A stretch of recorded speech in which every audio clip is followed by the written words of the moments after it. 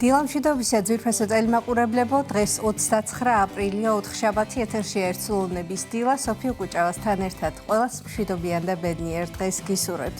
რაც შეეხება ჩვენს გადაცემას, თუ იქნებიან ჩვენი სტუმრები და რაზე შევაჩერებთ თქვენს ყურადღებას, ამას ოდნავ მოგვიანებით მოგახსენებთ ანონსის სახით. ახლა კი ვნახოთ საეკლესიო კალენდარი და შევიტყოთ, თუ რომელ წმინდანებს იხსენიებს დღეს წმინდა მართლმადიდებელი სამოციქულო ეკლესია.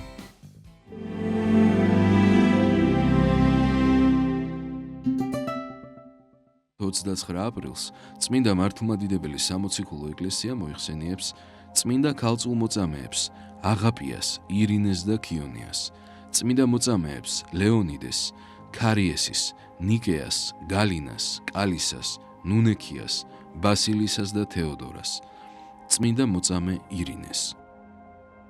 დღევანდელი დღის მფარველი წმინდანების ლოცვით და მეოხებით უფალმა დაიცვას და დაიფაროს სრულიად საქართველო. ამინ.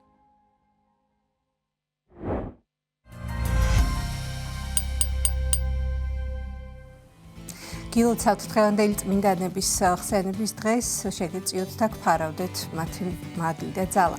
რაც შეეხება ჩვენს გადაცემას, გადაცემის პირველ ნაწილში ტრადიციისამებრ შემოგვიერთდება მოძღვარი. ლოცვის შესახებ ვისაუბრებთ წმინდა 100.000 მოწამის სახელობის ტაძრის წინამძღვართან დეკანოზ ლუკას უყატაშვილთან ერთად. დავით აღმაშენებლის სახელობის საქართველოს ეროვნული თავდაცვის აკადემია საბაკალავრო საგანმანათლებლო პროგრამებზე აბიტურიენტთა მიღებას აცხადებს.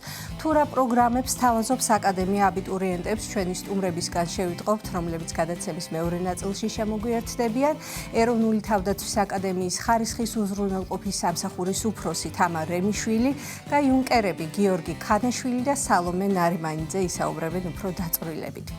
სრულიად საქართველოს კათოლიკოს პატრიარქის ხსოვნის პატივსაცემად სკოლა აიბიმთიებმა სხვადასხვა შინაარსის პროექტი განახორციელა. თემაზე უფრო მეტს ჩვენი სიუჟეტიდან გიამბობთ, რომელსაც გადაცემის დასკვნით ნაწილში ერთად ვნახავთ. ახლა ვნახოთ ამინდის პროგნოზი, შევიტყოთ როგორი ამინდი გველოდება დღეს თბილისსა და მთელ საქართველოში და შემდგომ უკვე მოძღვართან ერთად აგიბრუნდებით.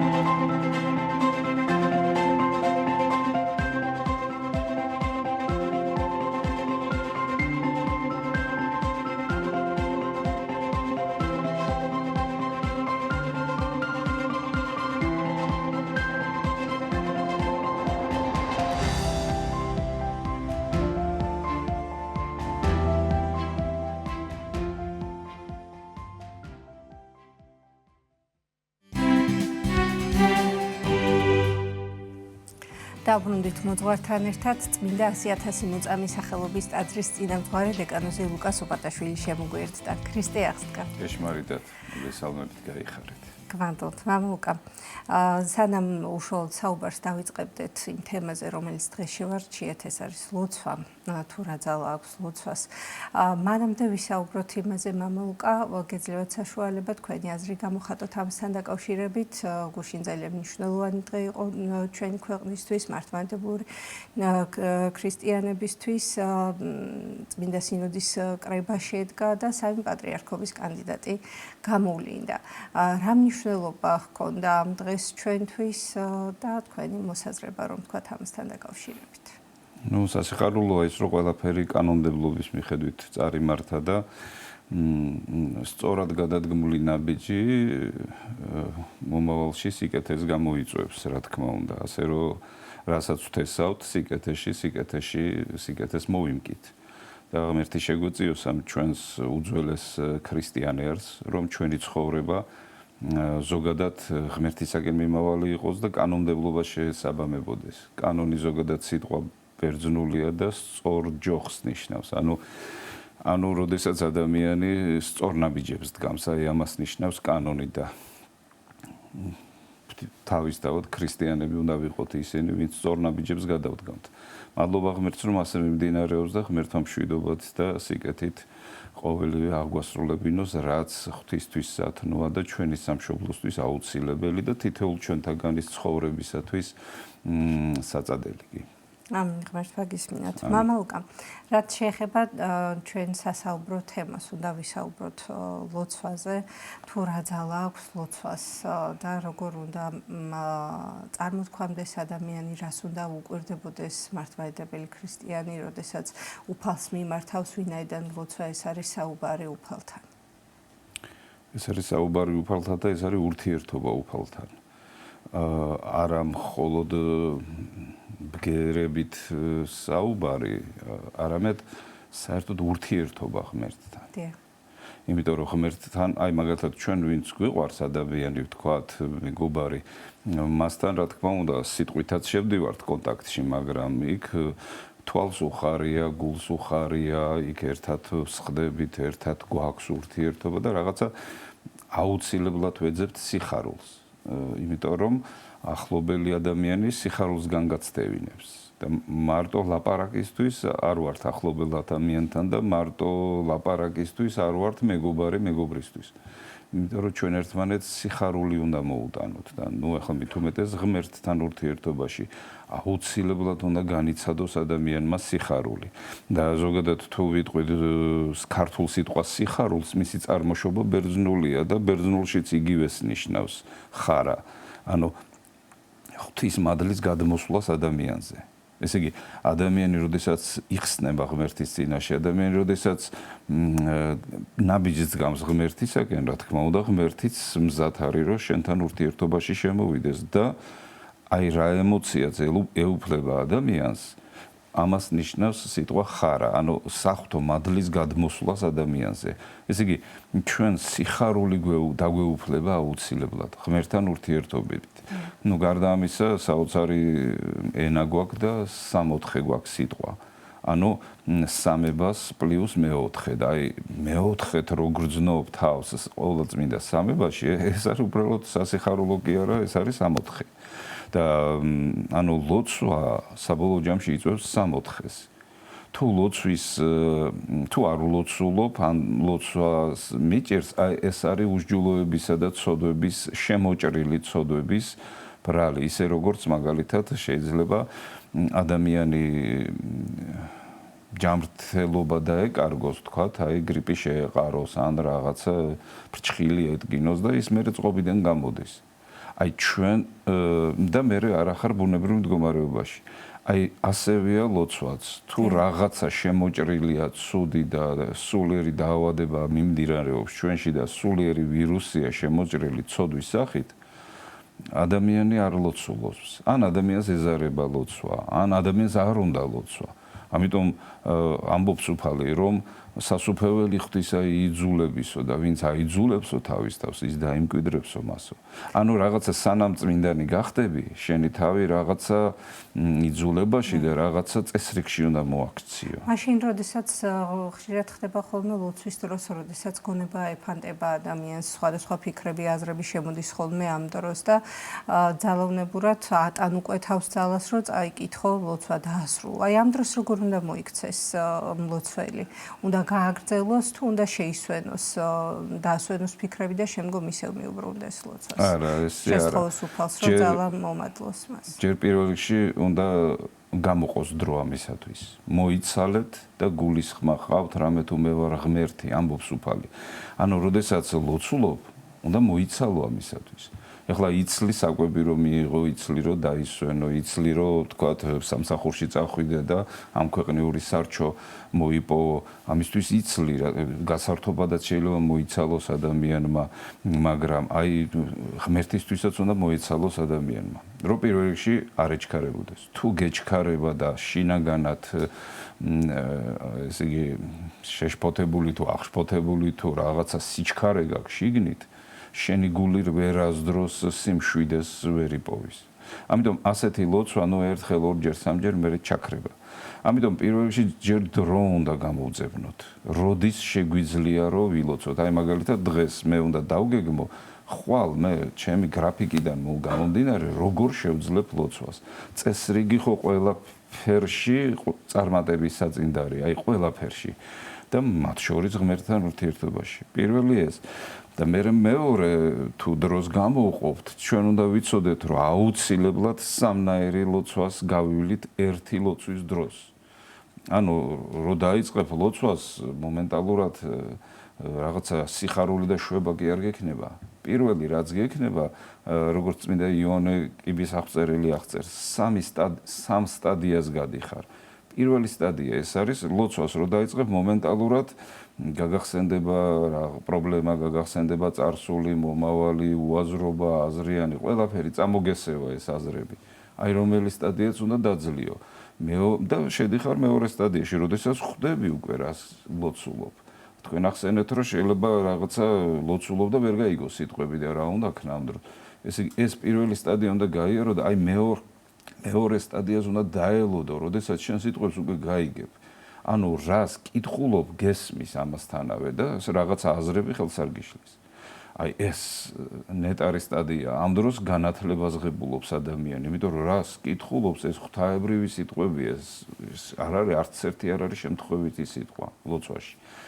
და ამის შემდგომ ამ სტადიასაც რო შეერგებს ადამიანი, მერე გადადის აი ამ სტადიაში, რისთვისაც ჩვენ ლოცულობთ. ანუ მოდის მერე სიხარული. აი მერე მოდის სიხარული. ნუ პრაქტიკიდან გამომდინარე, ხშირად ვეხები ქრისტიანები როგორ ლოცულობენ, შემიძლია დასკვნის სახით ესეთი რამე ვთქვა, რომ აი უმეტესი ქრისტიანი პირველ სტადიით კმაყოფილდება. ანუ რაღაც აიძულებს თავის თავს და ნუ რაღაცა მოვალეობას მოიხდის. და წარმოიდგინეთ, შეიძლება რომ ფსალმუნის სიბრძნე ვერ შეიმეცნოს, შეიძლება სიხარული ვერ განიცადოს თავისი ლოცვით. და ამისთვის ბევრი შემშლელი ფაქტორია. პირველი რო სიჩქარე და მერე ამ ქვეყნიური აზრები. და როგორ არის იცით, თუ ამ ქვეყნიური აზრები რო წამოგესევა, არ უნდა დაგძლიოს მან. შენ უნდა დაძლიო შენი ყურადღებით. ადამიანი ყურადღებას რასაც მიაქცევს, იქეთ მიდის მერე მთელი მისი ენერგია. და თუ ჩვენ ლოცვაზე გვექნება მთელი ყურადღება, ანუ მთელი ენერგია, მთელი მობილიზება იმ ჩვენი ლოცვის დროს, აუცილებლად შემოიკრიბება ეს ჩვენი უნარები. და რა თქმა უნდა, ადამიანი მიეჩვევა ლოცვას. ერთხელ, ორჯერ, 10ჯერ, 100ჯერ, როგორც გოეთე ამბობს, ყველაფერი ძნელია, სანამ ადვილი არ გახდება. ეს ძალიან მნიშვნელოვანი ნათქვამია. ყველაფერი ძნელია, სანამ ადვილი არ გახდება. და შენ ყველაფერი საქმე უნდა მიიყვანო იქამდე, რომ ადვილი გახდეს. პროფესიონალი ზოგადად ამას ნიშნავს, რომ იმან ის ძნელი საქმეები, მაგალითად მანქანისტარება არ არის ადვილი, მაგრამ აი ადამიანმა ავარჯიშა თავისი თავი ისე, რომ ადვილი გახდა მისთვის მანქანისტარება და აი ლოცვაც ესეთია, ის ადვილი უნდა გახდეს შენთვის. ადვილი კი არა, აი როგორც სუნთქვა არის ბუნებრივი, სუნთქვა არის ჩვეულებრივი, აი ასეთი ხდება მერე ლოცვა. იმდენად რომ ამის გარეშე შეუძლებელია. ეს იგივეა რომ არის უნთქოს ადამიანმა, ეს იგივეა რომ წყალი არ დალიოს. აი რაღაცა სიცოცხლე აი ყველაფერს რაღაცა მოაქვს სიკეთეს შენთვის კარგს და ლოცვას სიცოცხლე მოაქვს და ამ სიცოცხლეს რო იგრძნობ, მე არაფრით არ შეწყვიტავ ლოცვას. დიახ, ლოცვა და მარხვა ის განუყოფელია ერთმანეთისგან თავისთავად ხო მამლუკა. თუმცა ზოგჯერ თითქოს მარხულობს ადამიანი, მაგრამ ვერ ახერხებს ისე სრულყოფილად ლოცვას ტაძარში დასწრებას, ის დიდი მარხვის პერიოდი იქნება თუ სხვა მცირე მარხვები. შესაბამისად შეიძლება ვერ ლოცულობდეს, სწორედ იმიტომ რომ ვერ გამონახოს შესაბამისი დრო. აი ამ დროს განსაკუთრებით, როდესაც მარხვა ვამბობთ რომ არის ჩვენი სულიერი ასპარეზი, წვრთნა ჩვენი სულისა, ამ დროს არა მხოლოდ ფიზიკური თვალსაზრისით, არამედ სულიერი თვალსაზრისით ყველაზე მეტად ლოცვა გვეხმარება სწორედ ხომ რომ დავწლიოთ ჩვენი გარკვეული სისუსტეები. როგორ უნდა მოიქცეს ამ დროს, რამდენად შესაძლებელი არის რომ ეს ორივე ერთად გახდეს სრულყოფილი და გახდეს ჩვენთვის მნიშვნელოვანი, იმიტომ რომ სხვადასხვა მიზეზთა გამო შეიძლება არ დაგველიოს ეს მიზეზები, რასაც ხშირად მოვიხმობთ ხოლმე, რომ ამ თქვა სამსახურში არ მეცალა და ამიტომ ვერ დავესწარი და ასე შემდეგ. სხვადასხვა რიგი პრობლემები არსებობს თავისთავად. აი ამ დროს როგორ უნდა იქცეოდეს მარხვის პირველ რიგში არ უნდა მოტყუდეს ადამიანი ეკლესიაში სიარული და ფიზიკური მარხვა, ეს არ ნიშნავს მარხვას. ეს მარხვის რაღაცა მცირე ნაწილია, ну ავიღოთ 5%, 10%. ძირითადად მარხვა სიტყვა ნიშნავს თავშეკავებას. როდესაც ადამიანი თავს იკავებს საკუთარი ცუდი თვისებების განხორციელებისგან, საცთურებში შესვლისგან. ეს არის მთავარი მარხვის დროს. და თქვენ ახსენეთ სიტყვა წვრთნა, აი საუბრის დროს და წრთობა, წვრთნა ასკეტური თვისებების გამომუშავება, აი ასკეტიზმი ზოგადად სიტყვა მოდის ბერძნული ზმნისგან, ასკეო, ანუ აი მაგალითად თიხისგან რო ფორმას ვაძლევ და ვთქვათ, აი პატარა ჯამს ვაკეთებ თიხისგან, ანუ ფორმას ვაძლევ და მე მას ცეცხლში ვატარებ. და ის მერე ძლიერია. აი შენ თავსაც იგივე უნდა გაუკეთო, შენ თავს ფორმა უნდა მისცე. ამას ქვია მარხვა. როდესაც შენ თავშეკავება გაქვს და სხვათა შორის წმინდა დამავიწყდა სახელი წმინდანის სვიმეონ ახალი ღვთისმეტყველი განსაკუთრებულად აღწერს ამას, რომ ადამიანთა, ქრისტიანთა უმრავლესობაო ისე ლოცულობს, რომ შინაგან სამყაროს არ ცვლისო. ამიტომ აუცილებლად ხიბლში მოხვდებიანო. ჰგონიათო, რომ ყველაფერი კარგად მიდისო და ამ დროს არაფერი არ მიდისო კარგათო. ტყუდებიანო, თავს ვერ აღწევენო რაღაცა მოჩვენებებს და რაღაცა ამ ქვეყნიურსო.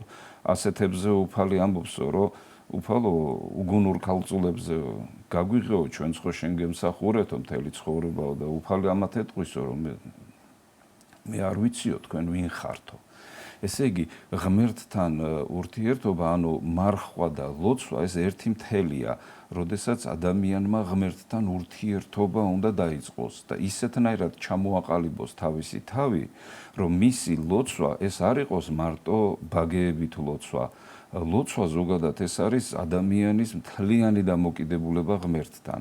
აი როგორც ვახსენეთ, აი მაგალითად ახლა მე თქვენ მარტო სიტყვებით არ გესაუბრებით. აქ ჩართულია ჩემი გულიც, ჩემი გონებაც, ჩემი ფსიქიკაც და მე განწყობილი ვარ, რომ ვისაუბრო. და აი ასეთი განწყობა უნდა გქონდეს ღმერთის მიმართ და არ შეიძლება რომ ადამიანი აი მარტო მექანიკურ ლოცვაზე, ესე იგი სიტყვებით ლოცვაზე ლოცვით დაკმაყოფილდეს. თუ მარტო სიტყვებით ლოცულობს, ეს არის წარმართობა, ეს არის კერპთაყვანისმცემლობა. ანუ ადამიანი ვერ გამოდის თავისი პატარა ნაჭუჭიდან. აი მაგალითად მე რაღაცა გამიჭირდა და დავიწყე ლოცვა. ლოცულობ, ღმერთს ხორო შემეწიოს, ღმერთს ხორო შემეწიოს და ამ დროს რა ხდება, იცით, ცენტრში მე ვარ. ჩემი პრობლემებით და ღმერთი არის ვიღაცა, რომელიც მე უნდა დამეხმაროს. და ამიტომ ლოცულობ და კარგი რომ დამეხმარება, მე შეიძლება შევწყვიტო ლოცვა. იმიტომ რომ ჩემი მიზანი იყო რომ მე ცუდად რო ვიყავი, კარგად გამختارიყავი და რახან კარგად გავხდი, აღარ მჭირდები ახლა შენთვის მე მნიშვნელოვანია მადლიერება მამა ლუკა. და სწორედ ეს არის რომ ადამიანმა უნდა შეძლოს ღმერთთან ურთიერთობის დაწყება, ურთიერთობის. ქრისტიანობა ზუსტად ეს არის, რომ მე და უფალი, მე და ღმერთი ერთი უნდა გავხდეთ. ანუ სამოთხე უნდა დავამკვიდრო მე ჩემში და ეს მარხვის გარეშე არ გამოვა, მარხვის, ანუ თავშეკავების გარეშე. იმიტომ რომ მე რო ვიბადები, უკვე ცუდი თვისებები დამყვება თან, გენეტიკურად. ცუდი თვისებები, ჩემთვის უფრო ადვილია, სანამ ადამიანი წმინდანი არ გახდება, ადამიანისთვის უფრო ადვილია ცოდვების ჩადენა, ვიდრე სიკეთის გაკეთება. უფრო ადვილია ნგრევა, ვიდრე შენება. და აი იგივე ხდება სულიერებაში. ანუ რაც უფრო ადვილია, ის არ უნდა ვაკეთოთ. რაც უფრო რთულია, ის უნდა გავაკეთოთ. შენება ყოველთვის რთულია. ამიტომ ზუსტად ეს შეგნებული პროცესია. ამაში მთელი სულით გული უნდა ჩადოს ადამიანმა. ეს აი სხვა შორის ქრისტიანები პირველ ლოცვას რო ვამბობთ, ეხლა არა, მაგრამ ის სულიწმინდის მოფენის შემდგომ პირველი ლოცვა არის მე უფეოზეცათაო ნუგეშინის წემელო. სულიწმინდის მიმართ ლოცულობთ და პირველი სათხოვარი, როგორც კი ქრისტიანი ლოცვას იწყებს, პირველი სათხოვარი ეს არის ღმერთის მიმართ, სულიწმინდის მიმართ, მოვედ და დაემკვიდრე ჩვენ შორის. ეს არის ჩვენი სათხოვარი. და არა ის, რომ აი ღმერთო რომ მე ჯანმრთელი ვიყო, ღმერთო რომ მე წარმატებული ვიყო ამ ქვეყანაში და ასე შემდგომ. ესეც უნდა ითქვას, რომ ჩვენ ადამიანები უმეტეს შემთხვევაში, ყოველ შემთხვევაში საწყის სტადიაზე ყოველთვის ადამიანები სიცოცხლეს და ცხოვრებას აღვიქვამთ ამ ქვეყნიური თვალსაზრისით. ღმერთი აღიქვამს მარადიული თვალსაზრისით, იმიტომ რომ მე რო ამ ქვეყნიდან გავალ, სიცოცხლე გაგრძელდება და ღმერთი სწორედ ამას ხედავს, ორსავს სოფელს ხედავს და მე მარტო ამ ქვეყნიურს ვხედავ. ამიტომ მეც ნელ-ნელა უნდა მივეჩვიო, რომ ჩემი სიცოცხლე არის მარადიული. ესე იგი, ჩვენ ქრისტიანები ვართ და ახლა აღდგომა ვიდღეს ასწავლეთ, ხომ? ეს ის დღეს და ყოველი კვირა დღე ეს არის აღდგომის ხსენების დღე. ის დღეა, როდესაც შენ უნდა გახსოვდეს, რომ შენი სიცოცხლე არის მარადიული. მარტო ამ ქვეყნიური კი არა. ვიღაცამ ჯვარს რო გაცვას, ვიღაცამ რო მოკლას, ან უბრალოდ რო გარდაიცვალო, როგორც ხდება. ამით არ წყდება ყველაფერი. მარადიული ცხოვრება და ეს არის სასიხარულო. ამას დღესაც სწავლობთ აღდგომის დროს. ამიტომ ჩვენც ნელ-ნელა ქრისტიანები უნდა გადავიდეთ, აი ღმერთის თვალით უნდა უყუროთ ყველაფერს. ეს ქვეყანა კი არ უნდა იყოს მთავარი. ორივე ქვეყანა უნდა იყოს მთავარი. აი ჩვენო პატრიარქმა ფერეიდნელების ნათქვამი და ფერეიდნელების ნათქვამი დალოცვა აღადგინა და იხარეთ ორსავ სოფელსა შინა. აი დღეს ქართველები არ ვილოცებით ასე, იხარე ორსავ სოფელსა შინა. უმეტეს ჩვენი დალოცვა იცოცხლე 100 წელი, გაიხარე, გამრავლდი და ასე შემდგომ, მაგრამ იხარე ორსავ სოფელსა შინა. ნახეთ როგორი ფილოსოფიაა აქ და შენ ეს უნდა შეძლო. ადამი რო ცოდვით დაეცა, მეორე ადამი, ანუ ქრისტე მოვიდა და შენ აღგიდგინა მდგომარეობა. მაგრამ ადამის ცხოვრებაში რა ხდება? ბიბლიაში რას ვკითხულობთ, რომ ესე იგი ედემის ბაღში უფალი მიდიოდა და ადამიანთან საუბრობდა, ადამიანს ურთიერთობა ჰქონდა ღმერთთან. მერე მოხდა ცოდვით დაცემა და ცოდვით დაცემის შემდგომაც მივიდა უფალი ედემის ბაღში, მაგრამ ადამი დაემალა. ასე ხდება ეხლაც. ღმერთი თვითონ გვეწვევა ხოლმე. მაგრამ თუ მე ცოდვებით ვარ გატაცებული, ვემალები ღმერთს. თუ მე ღმერთი მიყვარს და ცოდვებზე ვცდილობ, რომ გამარჯვება მიყო, მაშინ ვიწყებ ღმერთთან ურთიერთობას. აი ლოცვა და მარხვა სწორედ ამას წყვიტავს.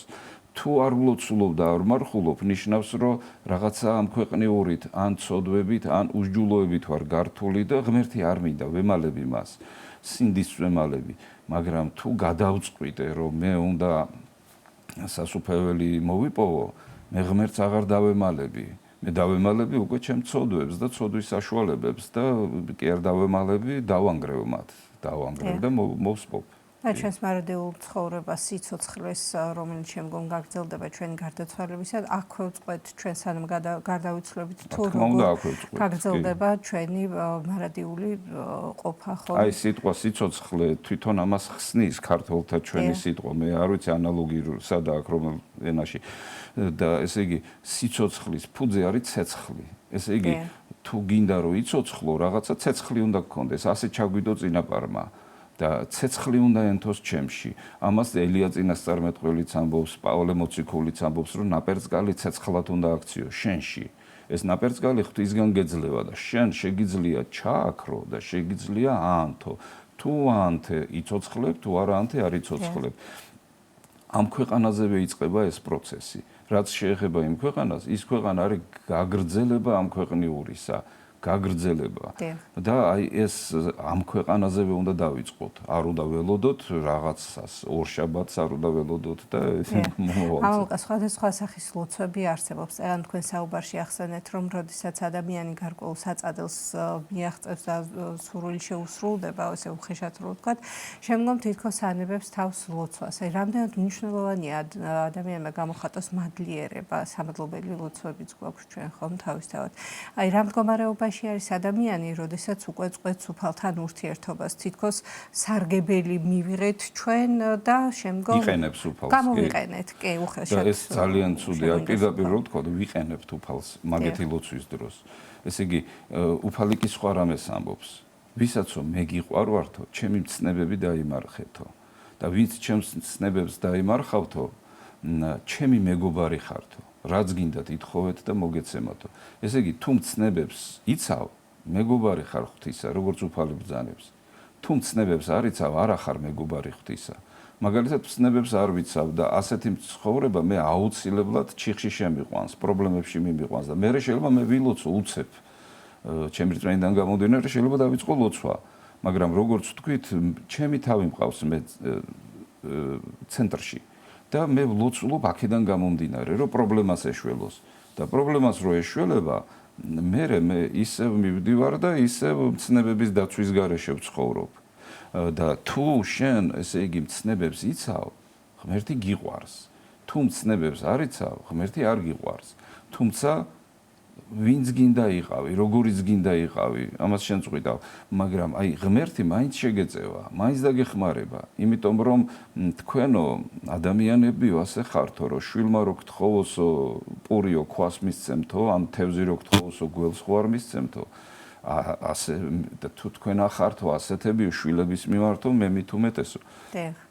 ამიტომ ღმერთი მზად არის ყოველთვის დაგეხმაროს, მაგრამ საუბარი ის არის, საქმე ის არის, რომ ჩვენ ქრისტიანებმა ზუსტად უნდა ვიცოდეთ, რა ნიშნავს ლოცვა, რა ნიშნავს მარხვა. ეს ნიშნავს ღმერთთან მეგობრობას. ეს ნიშნავს პატიოსნებას. ეს არ ნიშნავს უსინდისობას, ეს არ ნიშნავს ღმერთის გამოყენებას. ეს ჩვენ გვესმის ქართველებს, ზუსტად გვესმის ეს. იმიტომ რომ უსინდისობა, არაკაცობა, ვიცით რომ მიუღებელია ადამიანურ დონეზე და ღმერთთან მით უმეტეს ურთიერთობის დროს.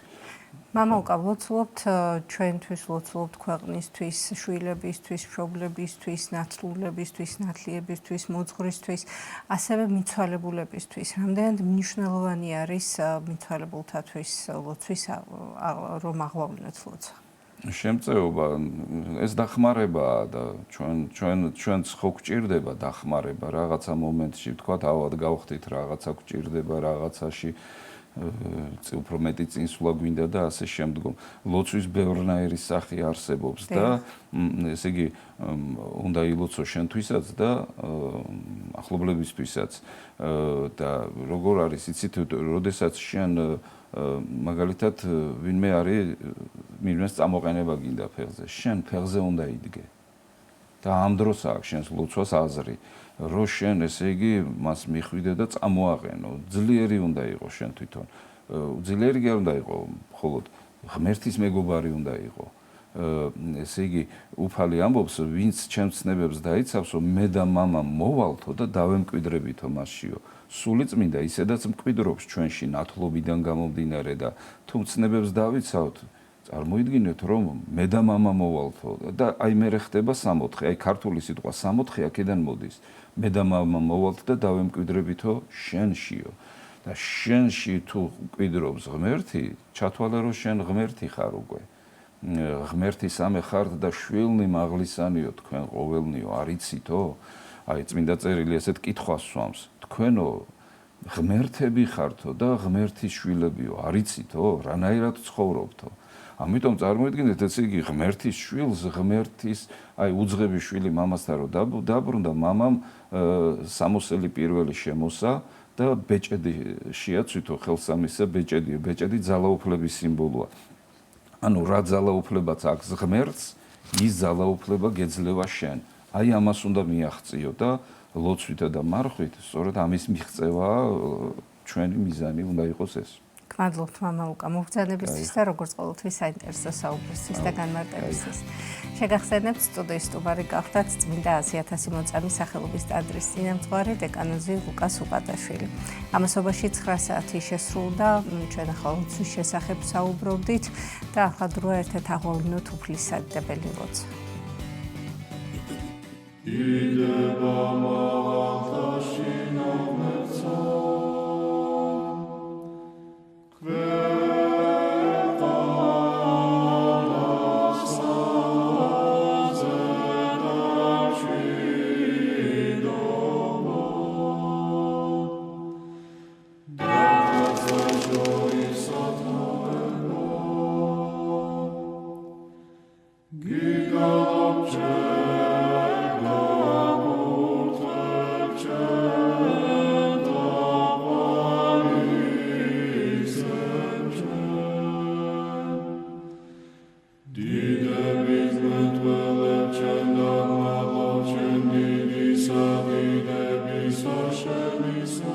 ამაო ჩვენო, რომელი ხართ სათაშინა, წმინდა იყავნ სახელი შენი, მოვედინ სუფევა შენი, იყავნ ნება შენი, ვით არცა სათაშინა, ეგრეცა ქვეყანასა ზედა, პური ჩვენი არსობისა, მომეც ჩვენ დღეს და მომიტევენ ჩვენ თანანადებნი ჩვენი, ვით არცა ჩვენ მიუტევებთ თანამდებთა მათ ჩვენთა.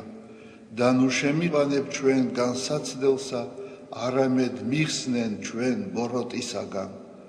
რამე თუ შენი არს სუფევა, ძალი და დიდება, მამისა, დაძისა და წმინდისა სულისა, აც და მარადის და უკუნითი უკუნისამდე. ამინ. მიწყალე მე ღმერთო, დიდითა წყალობითა შენითა და მრავლითა მოწყალებითა შენითა ახოცე უჯულოებაი ჩემი. უფროს განბანე მე უჯულოებისა ჩემისაგან და ცოდვათა ჩემთაგან გამწმინდე მე. რამე თუ უჯულოებაი ჩემი მე უწყი და ცოდვაი ჩემი წინაშე ჩემსა არს მარადის. შენ მხოლოსა შეგწოდე და ბოროტი შენ წინაშე ვყავ, რათა განმართლე სიტყვათაგან შენთა და ზლოს ჯასა შენსა. რამე თუ ესე რა უჯულოებათა შინა მიუდგა და ცოდვათა შინა მშამე დედამან ჩემო. რამე თუ ესე რა ჭეშმარიტება შეიყვარე, უჩინონი და დაფარონი სიბნისა შენისანი გამომიცხადენ მე. მას ხორო მე უსუბითა და განწმინდე მე. განბანო მე და უფროს თოვლისა განსპეტაკნე, მას მინო მე გალობაი და სიხარული და იხარებნე ძვალნი დამდაბლებულნი. გარე მიაქციე პირი შენი ცოდვათა ჩემთაგან და ყოველი უჯულოებაი ჩემნი ახოცე. გული წმინდა დაბადე ჩემთანა ღმერთო და სული წრფელი განმიახლე გვამსა ჩემსა. ნუ განმაგდებ მე პირისა შენისაგან და სულსა წმინდასა შენსა ნუ მიმიღებ ჩემგან. მომეც მე სიხარული მაცხოვარებისა შენისა და სულითა მთავრობისათა დამამტკიცე მე. ვასწავლე უჯულოთა გზანი შენი და უღმრთონი შენ და მოიქცენ. მიხსენ მე სიცხთაგან ღმერთო, ღმერთო ცხოვრებისა ჩემისაო. იხარებდეს ენა ჩემი სიმართლესა შენსა, უფალო, ბაგენი ჩემნი აღახვენ და პირი ჩემი უთხრობდეს ქებულებასა შენსა. რამე თუ უკეთუმცა გენება, მსხვერპლი შემცა მეწირა, არამედ საკვერთხი არ აქთნდეს. მსხვერპლი ღმრთისა არს, სული შემოსრული, გული შემოსრული და დამდაბლებული ღმერთმა არა შეურაცხყოს.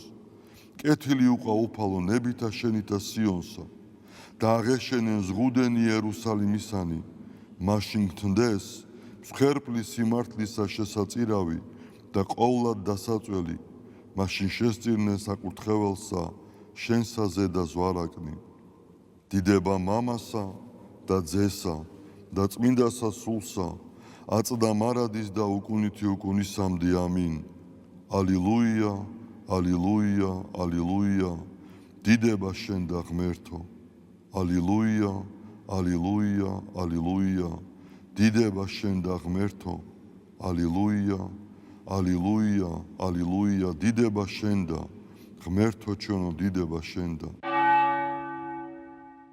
ღვთისმშობელო ქალწულო გიხაროდენ მიმადლებულო მარიამ უფალი შენთანა კურთხეულ ხარ შენ დედათა შორის და კურთხეულ არს ნაყოფი მუცლისა შენისა რამე თუ მაცხოვარე გვიშევ სულთა ჩვენთა უფალო დიდება შენ და გადაარჩინე და განთლიანე საქართველო უფალო დიდება შენ და გადაარჩინე და განთლიანე საქართველო უფალო დიდება შენ და გადაარჩინე და განთლიანე საქართველო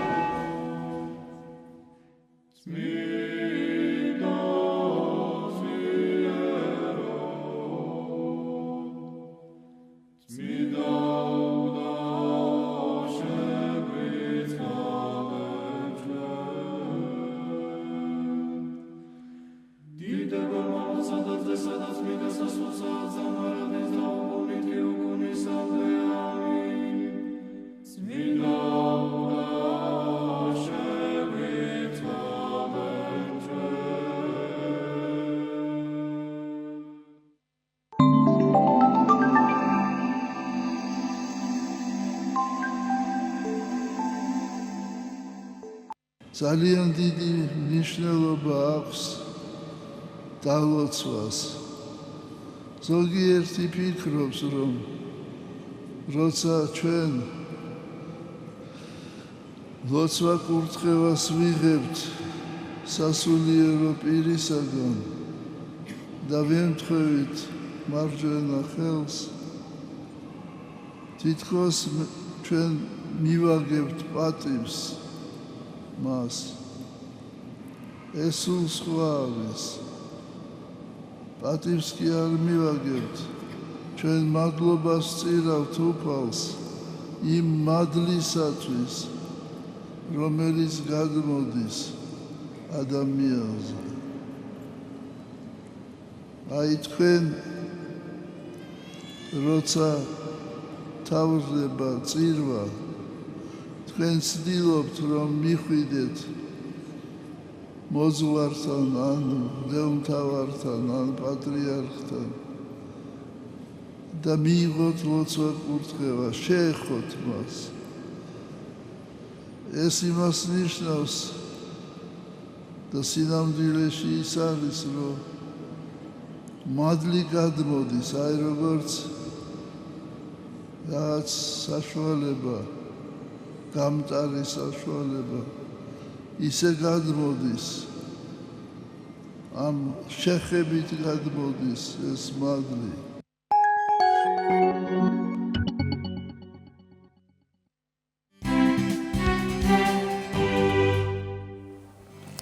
გრძელდება ერთსულნების დილა, შემოგვიერთდნენ სტუმრები, დავით აღმაშენებლის სახელობის საქართველოს ეროვნული თავდაცვის აკადემია საბაკალავრო საგანმანათლებლო პროგრამებზე აბიტურიენტთა მიღებას აცხადებს.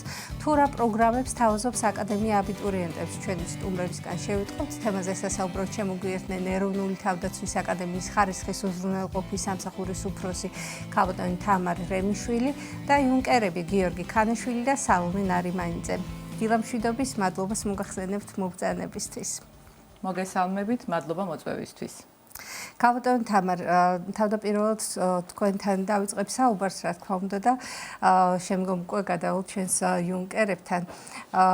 როგორი არის მიღება? თავდაპირველი კითხვა ეს არის, რა უნარჩვევები უნდა ჰქონდეს, რა თქმა უნდა, მსურველს, ვისაც აქვს სურვილი რომ ჩაირიცხოს თქვენს აკადემიაში, რა უნარჩვევები უნდა გააჩნდეთ და რა არის მისაღები გამოცდისთვის აუცილებელი? რა საგნები? მნიშვნელოვანი კითხვაა. დავიწყოთ იმით, რომ აბიტურიენტს, ადამიანს, რომელსაც გადაწყვეტილი აქვს ჩააბაროს ეროვნული თავდაცვის აკადემიაში და გახდეს იუნკერი, აუცილებლად უნდა უყვარდეს სამშობლო პირველ რიგში. შემდეგ მას უნდა ჰქონდეს უნარი, ფიზიკური უნარი იმისა, რომ გახდეს იუნკერი, ბუნებრივია, ეს არის ერთ-ერთი მთავარი შიდა შერჩევის მოთხოვნა, რომ ის იყოს ფიზიკურად ჯანმრთელი და ძლიერი. გარდა ამისა, მან უნდა ჩააბაროს ეროვნული გამოცდები. ეროვნული გამოცდები ბუნებრივია, ყველას კარგად მოგეხსენებათ, ეს არის ქართული ენა და უცხო ენა, თავისთავად სავალდებულო ყველა აბიტურიენტისთვის და უკვე შემდეგ არჩევანი არის ჩააბაროს მათემატიკა და ფიზიკა თუ მაგალითად გეოგრაფია, ისტორია ან სამოქალაქო განათლება. სწორედ აი ამის მიხედვით ეროვნული თავდაცვის აკადემია სთავაზობს აბიტურიენტებს უნიკალურ საბაკალავრო და განმანათლებლო პროგრამებს. ეს პროგრამებია თავდაცვის მენეჯმენტი, თავდაცვა და უსაფრთხოება, მექანიკის ინჟინერია, საავიაციო ინჟინერია და კიბერსივრცის ოპერაციები და ინფორმაციის უსაფრთხოება. ეს ახალი პროგრამა, რომელსაც წელს ვთავაზობთ აბიტურიენტებს. მათი, ასე ვთქვათ, ცოდნის შესაბამისად აბიტურიენტებს შეუძლიათ აირჩიონ ტექნიკური მიმართულება ან უფრო ჰუმანიტარული მიმართულება ბუნებრივია. ამისათვის აუცილებელია მათ რეგისტრაცია გაიარონ ეროვნული გამოცდების ოფიციალურ ვებგვერდზე, რომელიც ცნობილია უკვე ყველა აბიტურიენტისთვის და შემდეგ მოვიდნენ ადგილზე ეროვნული თავდაცვის აკადემიაში გორში და შემოიტანონ საბუთები. მე დასაწყისში ვახსენე, რომ ვთავაზობთ აბიტურიენტებს უნიკალურ საგანმანათლებლო პროგრამებს, რაში მდგომარეობს ეს უნიკალობა, მინდა რომ ჩვენს მაყურებელსაც გავაცნო. ეს უნიკალურობა მდგომარეობს იმაში, რომ საბაკალავრო პროგრამაში ინტეგრირებულია დაწყისიდან ის მნიშვნელოვანი უნარჩვევების, ასე ვთქვათ, გამომუშავების შესაძლებლობა, რაც არის სამხედრო საქმე. ანუ ჩაბარების დღიდან ისინი გადიან, აბიტურიენტები გადიან, უпростоრად უკვე სტუდენტები, უკვე იუნკერები გადიან საწყის საბრძოლო მომზადების კურსს და აი ამ კურსის შემდეგ 4 წლის განმავლობაში ისინი იწვრთნებიან და გადიან იმ სავალდებულო, ასე ვთქვათ, სწავლებებს, რაც მნიშვნელოვანია მომავალი ოფიცრის. ხოლო მე-4 წელი საბაკალავრო პროგრამები არის 4 წლიანი. ხოლო მე-4 წელი სრულად ეთმობა სამხედრო საქმის შესწავლას და მე-4 წლის განმავლობაში იუნკერები ემზადებიან, გადიან ყველა იმ სავალდებულო, ასე ვთქვათ, სტანდარტით განსაზღვრულ მოთხოვნებს, რაც საჭირო არის მომავალი ოფიცრისთვის. დიახ, და როგორც ვიცით, ასევე მაგისტრატურაც. რა თქმა უნდა, ეროვნული თავდაცვის აკადემია სთავაზობს აბიტურიენტებს სამაგისტრო საგანმანათლებლო პროგრამებს, 4 სამაგისტრო საგანმანათლებლო პროგრამას. ეს პროგრამებია თავდაცვის ანალიზი, სახელმწიფო რესურსების მართვა, უსაფრთხოების კვლევები და საერთაშორისო ურთიერთობები და სამხედრო დიპლომატია. ბუნებრივია, ახლა არის სწორედ დრო, რომ მომავალმა მაგისტრანტებმაც გააკეთონ, რა თქმა უნდა, რეგისტრაცია, გაიარონ და გააკეთონ თავისი არჩევანი და სამაგისტრო პროგრამების გარდა ასევე ეროვნული თავდაცვის აკადემია სთავაზობს ადამიანებს, რომლებსაც უკვე აქვთ საბაკალავრო ხარისხი, უმცროს ოფიცერთა მომზადების პროგრამას, რომელიც იძლევა საშუალებას, რომ 9 თვის შემდეგ ადამიანებმა, რომლებმაც გაიარეს ეს პროგრამა, გახდნენ ოფიცრები. დიახ, გადავიდეთ იუნკერებთან, იმიტომ რომ ძალიან მნიშვნელოვანია მათი დამოკიდებულება, რა თქმა უნდა, აბიტურიენტებისთვის, რომლებიც ფიქრობენ აკადემიაში რომ ჩააბარონ. კიდევ ერთხელ მოგესალმებით, გმადლობთ რომ გადაცემაში იღებთ მონაწილეობას. რაც შეეხება ჩვენს თემას აკადემიას, რატომ გადაწყვიტეთ თავდაპირველად, რა თქმა უნდა, ეს გვაინტერესებს, გიორგი, სალომე, ალბათ თავდაპირველად თქვენ მოგმართავთ. რატომ გადაწყვიტეთ? ძალიან საინტერესო არის ხოლმე ყოველთვის ქალბატონებისგან მსგავსი გადაწყვეტილების მიღების მიზეზი. კი ბატონო, მოგესალმებით. მივესალმებით თქვენს ტელემაყურებელს. აკადემიაში ჩაბარება ჩემთვის უკვე კარგად გააზრებული ნაბიჯი იყო და კარგად გადაწყვეტილი არჩევანი, რადგან ბავშვობიდან ძალიან მიყვარდა ჯარი, მომწონდა ფორმა, მომწონდა ის იდეა, რომ შეიძლება მემსახურა დროშის და ჩვენი ქვეყნის ქვეშ, ჩვენი ქვეყნისთვის და აქედან გამომდინარე, როგორც კი მომეცა შესაძლებლობა, გადავდგე ეს ნაბიჯი, ავირჩიე ეს პროფესია და ჩავაბარე ეროვნული თავდაცვის აკადემიაში. ასევე მინდოდა რომ მიმეღო ხარისხიანი განათლება და სწორედ როდესაც გინდა გააკეთო ის საქმე, რაც გიყვარს, ავირჩიე ეს პროფესია და ასევე მინდოდა მაღალი განათლების მიღება და ამ ყოველივეს გვთავაზობს ეროვნული თავდაცვის აკადემია. გაქვს ხარისხიანი განათლებაც და აკეთებ იმ საქმეს, რაც გიყვარს. გიორგი, რა შეეხება თქვენს არჩევანს? კი ბატონო, პირველ რიგში მოგესალმებით.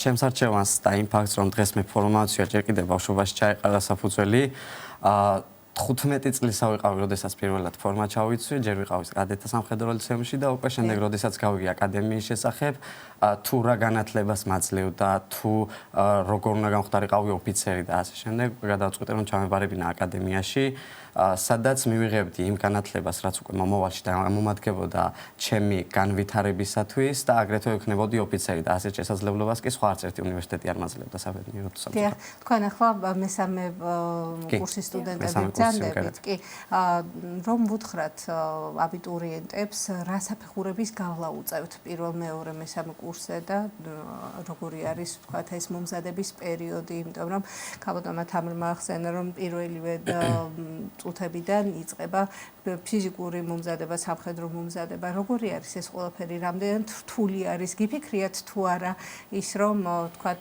შეგეცვალათ თქვენი არჩევანი და დაგენებებინათ თავი, ეს რამდენად არის დაკავშირებული სირთულეებთან, როგორც ფიზიკურ, ასევე ფსიქოლოგიური თვალსაზრისით?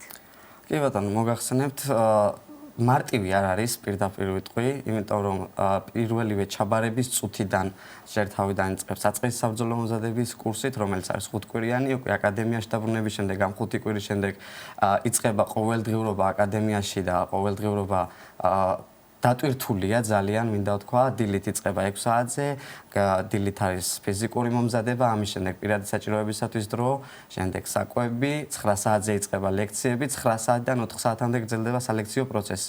4 საათიდან უკვე საღამოს 6 საათამდე გვაქვს ფიზიკური მომზადება, ისევ, იმიტომ რომ სამხედროსთვის ძალიან მნიშვნელოვანია ფიზიკური მომზადება, უნდა იყვნენ გრადები და განძლეები, ასე ვთქვათ. და უკვე 6 საათიდან საღამოს 9 საათამდე გვაქვს თავისუფალი დრო. პირველ, მეორე, მესამე, მეოთხე კურსაც ასევე თავისუფალი დრო გამოყენება შეუძლია, რა ვიცი, როგორც სურს. გვაქვს ეგრეთ წოდებული საღამოს დათხოვნები, როდესაც შეგიძლია ბაზა დატოვო, გამოხვიდე ქალაქში, განტვირთვის ერთ-ერთი საშუალება. აკადემიაში გვაქვს აგრეთვე რეკრეაციული ზონები, გვაქვს დარბაზები, გვაქვს ბიბლიოთეკა, რომელიც საღამოს 9 საათამდე მუშაობს და ესე რომ აკადემია ყოველგვრივ გიწყობს ხელს, რომ იქნება ეს განტვირთვა, ვარჯიში, დასვენება უბრალოდ, შენ თავზე მუშაობა და განათლების მიღება, ყველაფრის საშუალება გაქვს. ანუ 6 საათის შემდეგ არის შენი თავისუფალი და რასაც კიდე იმას გააკეთებ.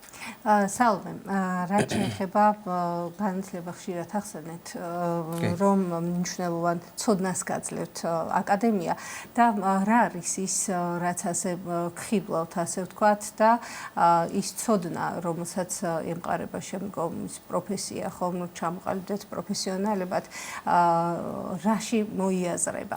კი ბატონო, აკადემია გვაძლევს ცოდნას, როგორ ვიყოთ კარგი ოფიცრები, როგორ ვიყოთ კარგი მეთაურები, როგორ მართოთ ქვედანაყოფი და როგორ ვიყოთ წარმატებული ოფიცრები, ასე ვთქვათ. და გვეხმარება, რომ ჩვენი კარიერა, ჩვენი მიმართულებით წავიყვანოთ კარგად და ყველაფერი იყოს ორგანიზებული, ასე ვთქვათ.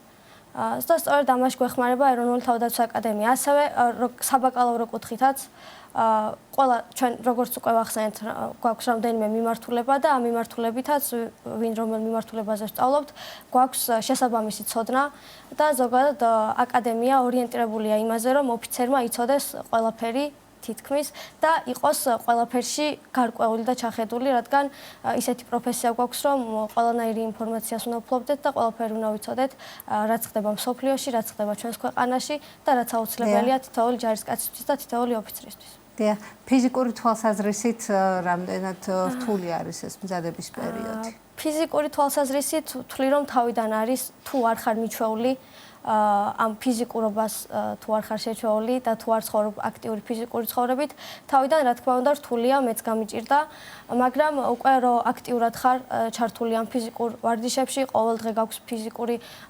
აქტივობები, უკვე შენი ორგანიზმი ეჩვევა ყველაფერს. და მე უკვე ის მინიმუმი რაც საჭიროა და აუცილებელია თითოეულ ჯარისკაცისთვის რომ გქონდეს და შეგვეძლოს ელემენტარული უკვე მესამე კურსზე მით უმეტეს და შემდგომ უკვე აღარ არის რთული ასე ვთქვათ და ორგანიზმი უკვე ეჩვევა ყველაფერს. თავიდან ნამდვილად რთული იყო ჩემთვისაც და ახლა უკვე ვთვლი რომ საკმაოდ გავძლიერდი ფიზიკურობის მხრივაც და ასევე განათლების მხრივაც უფრო და დარწმუნდით რომ სწორი არჩევანი გააკეთეთ. რა თქმა უნდა, პირველივე წუთიდან ზუსტად პირველივე წუთიდან ვიცოდი რომ სწორი არჩევანი გააკეთე და ზუსტად ის არის რაც მინდოდა. დიახ, კაპიტან თამარ, ყოველთვის მოხიბლები ვრჩებით ხოლმე თქვენი სტუდენტებით არაჩვეულებრივ მომზადებას გადიან როგორც ცოდნის თვალსაზრისით, ასევე ფიზიკური თვალსაზრისით.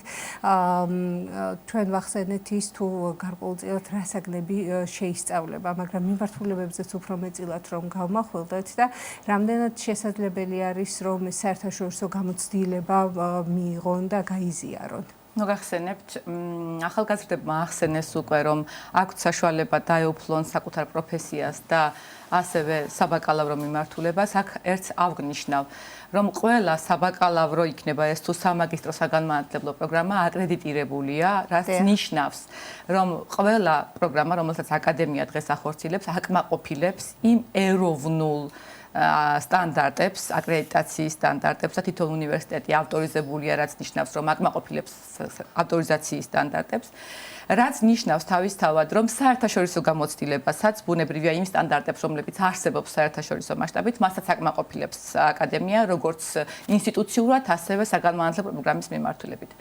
თქვენ ახსენეთ რა საგნებს სწავლობენ იუნკერები. იუნკერები სწავლობენ ბუნებრივია სხვადასხვა მიმართულებით, იმის მიხედვით ჩაირიცხნენ თავდაცვის მენეჯმენტზე თუ მექანიკის ინჟინერიაზე, რა თქმა უნდა ბუნებრივია სასწავლო კურსები განსხვავებულია.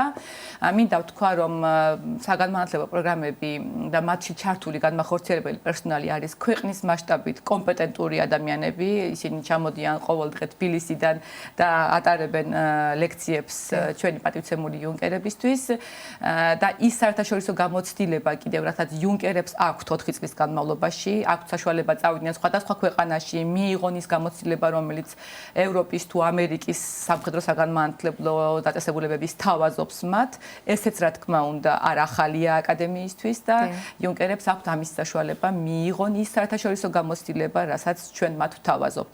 იუნკერების გარდა ამის საშუალება აქვთ პროფესორ მასწავლებლებსაც და ისინი პერმანენტულად მიემგზავრებიან სხვადასხვა ქვეყნებში და მოაქვთ ის საერთაშორისო გამოცდილება, რომელიც თქვენ ახსენეთ. დიახ, კაპიტან თამარ ახსენის სალომემ და გიორგიმ ასევე თავისუფალი დროის გამოყენება, რაც ძალიან მნიშვნელოვანი არის და ახსენეს რეკრეაციული ზონა, სხვადასხვა დარბაზები. ამის შესახებაც რომ ვისაუბროთ, იმიტომ რომ დარწმუნებულია ჩვენს აბიტურიენტებს და მათ მშობლებს დეტალური ინფორმაცია აინტერესებს. რა თქმა უნდა. აღნიშნავ შესავალში, რომ აკადემია მდებარეობს გორში, ძალიან კეთილ მოწყობილ და ასე ვთქვათ ინფრასტრუქტურულად გამართულ სივრცეში აკადემია სთავაზობს მომავალ იუნკერებს როგორც სასწავლო სივრცეს, ასევე საცხოვრებელ სივრცეს, იმიტომ რომ იუნკერები ორშაბათიდან პარასკევის ჩათვლით აკადემიაში ცხოვრობენ. გარდა ამისა, აკადემია სთავაზობს იუნკერებს კეთილმოწყობილ ბიბლიოთეკას, კეთილმოწყობილ რეკრეაციულ სივრცეებს, საცურაო დარბაზს, საცურაო აუზს, სპორტულ დარბაზებს, სხვადასხვა მიმართულებით, იმის მიხედვით, რასაც აირჩევენ, ეს იქნება ჭიდაობა, თუ ეს იქნება კალათბურთი, ფეხბურთი, ღია დარბაზი, ღია ცის ქვეშ ასევე დახურული. გარდა ამისა, იუნკერებს აქვთ გადასარევი რეკრეაციული სივრცე, ღია სივრცე, სადაც მათ შეუძლიათ რომ განიტვირთონ, მაგალითად, დღის განმავლობაში ასე ვთქვათ, სწავლის შემდეგ განიტვირთონ საღამოს. ასევე როგორც მათ აღნიშნეს, აქვთ საშუალება რომ გავიდნენ ქალაქში და ასევე თავისუფალი დრო გამოიყენონ და რა თქმა უნდა ეს ყველაფერი არის წესრიგის ნაწილი, ერთ-ერთი დღის წესრიგის ნაწილი. მათ აქვთ ის დრო, თავისუფალი დრო, როდესაც ისინი მოემზადებიან მეორე დღისთვის, ან უბრალოდ თავისუფალ დროს გაატარებენ თავისი ნებასურვილის შესაბამისად. ეს ბუნებრივია დღის წესრიგით გაწერილია და დადგენილი არის მომავალი იუნკერებისთვის. სამედიცინო თვალსაზრისით რამდენად ხდება, ვთქვათ, მოგახსენებთ აკადემიაში განთავსებულია ადგილზე ლაზარეთის სამედიცინო ცენტრი, რომელიც პირველ სამედიცინო დახმარებას თავაზობს როგორც იუნკერებს, ასევე აკადემიაში მომუშავე თითოეულ თანამშრომელს. გარდა ამისა, სამხედრო ჰოსპიტალი, რომელიც ასევე განთავსებული არის გორში, ემსახურება ჩვენს იუნკერებს და ჩვენს თანამშრომლებს და სთავაზობს იმ კვალიფიციურ მომსახურებას, რომელიც მათთვის მნიშვნელოვანია, რომ ასე ვთქვათ, ფიზიკურ კონდიციებს ინარჩუნებდნენ. ძალიან დიდი მადლობა ქალბატონ თამარ, გიორგი, სალომე, გმადლობთ, რომ მონაწილეობა მიიღეთ ჩვენს გადაცემაში. წარმატებებს გისურვებთ და წარმატებები, რა თქმა უნდა, თქვენს მომავალ სტუდენტებს. მადლობა. შეგახსენებთ, სტუდიის სტუმრები გახდნენ ეროვნული თავდაცვის აკადემიის ხარისხის უზრუნველყოფის სამსახურის უფროსი ქალბატონი თამარ რემიშვილი და იუნკერები გიორგი ქანაშვილი და სალომე ნარიმანიძე. დროას სიუჟეტი წარმოგიდგინოთ, სრულიად საქართველოს კათოლიკოს პატრიარქის ხსოვნის პატივსაცემად სკოლა აიბიმთიებმა სხვადასხვა შინაარსის პროექტი განახორციელა. თემაზე უფრო მეც ჩვენი სიუჟეტიდან გიამბობთ.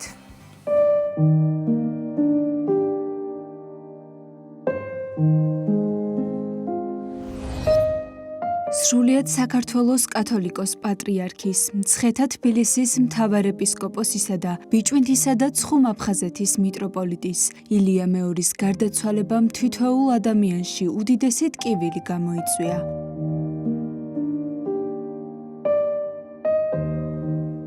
სევდას მალევე მოჰყვა ტკივილის შემსუბუქებისა და იმ დიდი სიყვარულის საქმით გამოხატვის სურვილი, რომელსაც გული ვეღარ იტევდა. სწორედ ამ განწყობიდან დაიბადა აიბიმთიებში მრავალფეროვანი აქტივობების განხორციელების იდეა. როცა სიონის საკათედრო ტაძარში და სვეტიცხოვლის საკათედრო საქართველოს მართლმადიდებელი ეკლესიის საჭეთმყრობლის ხსოვნისადმი პატივისცემის ნიშნად სკოლა მარტი და აპრილი ხსოვნისა და მადლიერების თვეებად გამოაცხადა. აღნიშნულის ფარგლებში სასწავლო დაწესებულებაში პატრიარქისადმი მიძღვნილი ღონისძიებათა ციკლი დაიწყო. სალექციო შეხვედრების განმავლობაში მოსწავლეებს საზოგადოების სხვადასხვა სფეროს წარმომადგენლები ესტუმნენ, მათ შორის ანსამბლ რუსთავის სამხატვრო ხელმძღვანელი. იმ პერიოდიდან დაიწყო ქართული ტრადიციული საგალობლების, ასე ვთქვათ, წამოწევა, პოპულარიზება, შეიძლება ასე ითქვას. მუსიკოსმა ახალგაზრდებს პატრიარქის 8 წლის შესახებ უამბო და მათთან ერთად მისი საგალობელი გააცოცხლა. პატრიარქის გარდაცვალების გამო საკმაოდ მძიმე ემოციური დღეები გადაიტანა საქართველოს. ჩემთვის კი ერთი დღე განსაკუთრებით უჩვეულო იყო. პატრიარქის დაკრძალვის შემდგომი დღე. დილით მოვედი სკოლაში, მართალი გითხრათ, მეც არ ვიყავი განწყობაზე მუშაობისა. მიმოვიხედე, შემოვიარე სკოლა და დავინახე, რომ ყველა რაღაცნაირად გარინდებული იყო. დაწყებით სკოლაში გავიარე, იმიტომ რომ ყოველთვის პირველ-მეორე კლასების დერეფანში განსაკუთრებული ჟრიამულია და იქაც რაღაც უჩვეულო სიჩუმე შევნიშნე. მივხვდი, რომ რაღაც უნდა გამეკეთებინა აუცილებლად. დავიბარე ჩემი მოადგილეები და ერთად დავგეგმეთ ჩვენ მოსწავლეებმა, მათმა მშობლებმა, ყველა პედაგოგმა ის თუ რა უნდა გვეკეთებინა პატრიარქის ხსოვნისათვის. თქვენ ვერ წარმოიდგენთ, 1 საათში ზუსტად სკოლა გამოცოცხლდა. ყველანი გახალისდნენ ალბათ იმდაგვარად, რომ ყველას დიდი სურვილი გაუჩნდა იმისი, რომ პატრიარქისთვის რაღაც გაეკეთებინა. ამან გამოაფხიზლა ისინი, მათ თვითონ სანთლები დაუმზადრეს პატრიარქს, რომელიც მოსახლეობას დაურიგეს და სთხოვეს, რომ ეს ერთი სანთელი ჩემი პატრიარქს დაუნთე. იმავდროულად საქველმოქმედო აქცია მოაწყვეს და შემოსული თანხით უპოვრები დააპურეს და იმავდროულად ონკოპაციენტებსაც თავის შესაწევარი მისცეს. დავგეგმეთ დიდუბის ტაძარში ტრაპეზის გამართვა პატრიარქის ხსოვნისადმი. პატრიარქს მიუძღვენით ეს და ბავშვებმა ვერ წარმოიდგენთ არა მარტო ბავშვებმა, არამედ მშობლებმა, პედაგოგებმა ყველანი იღებდნენ მონაწილეობას. იმავდროულად მოეწყო საღამოები პატრიარქის 8 წლის გასაცნობად, იმიტომ რომ განსაკუთრებით მცირე ასაკის მოსწავლეთათვის ეს ძალიან საინტერესო და ძალიან სარგებლიანი იყო. ჩვენ ბუნებრივია შევეხეთ პატრიარქს. მის დამოკიდებულებას მუსიკასთან. ჩვენ ვისაუბრეთ და გავიხსენეთ თუ როგორ ქმნიდა საგალობლებს უწმინდესი და უნეტარესი. გავიხსენეთ ის პერიოდი და დამოკიდებულება თუ როგორ შეაყვარა პატრიარქმა მუსიკალური მხარე ამ შემთხვევაში ძალიან ბევრ ადამიანს, მრევლს, რომელიც ყოველთვის ესწრებოდა ლიტურგიას. მოგეხსენებათ, რომ ეს არის ის მუსიკა, ის ნაწარმოებები, რომელიც ძალიან ბევრმა ადამიანმა შეიყვარა. ძალიან ბევრი გალობს ანსამბლები, საოჯახო ანსამბლები, ინდივიდუალური შემსრულებლები, ასევე უცხოელებიც. და ბავშვებს რა თქმა უნდა ინტერესი აქვთ, იმიტომ რომ აინტერესებთ, საიდან მოდის ეს ყველაფერი, როგორ ურთიერთობდა მუსიკასთან პატრიარქი და ასე შემდეგ. მე და ჩემი მეგობრებს ამის გამოცდილება გქონდა გარკვეული წლების განმავლობაში. და შემდეგ უკვე პროფესიული მიმართულებით ვაფასებთ ამ ყველაფერს. პატრიარქის გარდაცვალებამ ძალიან ძლიერი ზემოქმედება მოახდინა მთელ სასკოლო საზოგადოებაზე. განსაკუთრებით მოსწავლეებზე. ძალიან მძიმე და ნაღვლიანი სიტუაცია იყო, იმიტომ რომ ბევრს პატივი ჰქონდა, მათ შორის მე პირადად ვცნობოდა პატრიარქი და გვინდოდა ისეთი რამით გამოგვეხატა მისი დამშვიდობება, რომელიც სამუდამოდ დარჩებოდა მოსწავლეების და ჩვენი კოლექტივის გულებში. ამიტომ მოსწავლეების ინიციატივით და არა მარტო სხვადასხვა ღონისძიებები ჩავატარეთ სკოლაში, რომ პატივი მიგეგო მისი სულისთვის. მე უბრალოდ თავშევიკავ ყველა ვახსენო, ხომ, მაგრამ საინტერესო იყო თუ როგორ გააკეთეს მოსწავლეებმა სანთლები, როგორ დაწერეს წერილები, როგორ მიდიოდნენ წვიმაში და თავსხმაში თავის მასწავლებლებთან ერთად, რომ გამომშვიდობებულიყვნენ მასთან. ყველამ გაითვალისწინა ის დიდი ღვაწლი, რომელიც პატრიარქს მიუძღოდა სამშობლოს წინაშე. ის ძნელბედობა, რომელიც მან გამოიარა საბჭოთა წარსულში და შეძლო ერის ერთიანობის შენარჩუნება. კათალიკოს პატრიარქად არჩეული. IBMT-ებში ლექციათა ციკლის ფინალური შეხვედრა 24 აპრილს გაიმართა. ახალგაზრდებს ისტორიის მეცნიერებათა დოქტორი, პროფესორი სერგო ვარდოსანიძე ესტუმრა. ისტორიკოსმა ბავშვებთან ილია მეორის უდიდეს ღვაწლზე ისაუბრა და მისი მოღვაწეობის ყველაზე გამორჩეული ამბები გაიხსენა.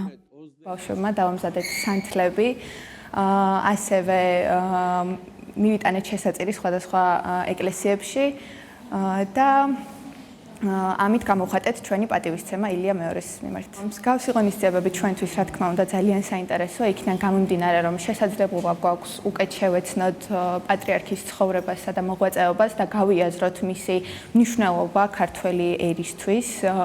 ამიტომ მე ძალიან მომწონს და ყოველთვის მომხრევარ მსგავსი ღონისძიებების. განსაკუთრებული ყურადღება მიექცა ამ 40-დღიან გლოვას და ამის შემდეგ დამშვიდდა შენობა, მოკლედ ყველანი ვგლოვობდით და ძალიან ისეთი მოულოდნელი მომენტი იყო. შემდეგ რასაც გამოვარჩევ, წითელ ჯვართან გვაქვს ურთიერთობა და ამიტომ საქველმოქმედო ბაზრობა ჩატარდა სკოლის ეზოში.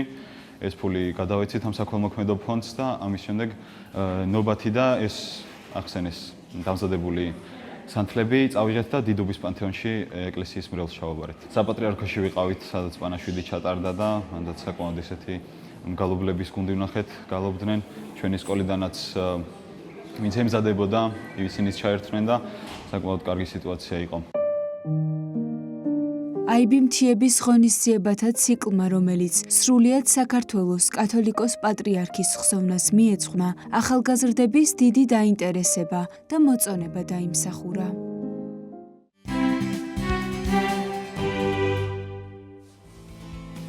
დიდი მადლობა სკოლამ IBMTF-ს ჩვენი უწმინდესი ასეთი სიყვარულისათვის და მნიშვნელოვანი პროექტის განხორციელებისათვის. დღევანდელი გადაცემა დასრულდა.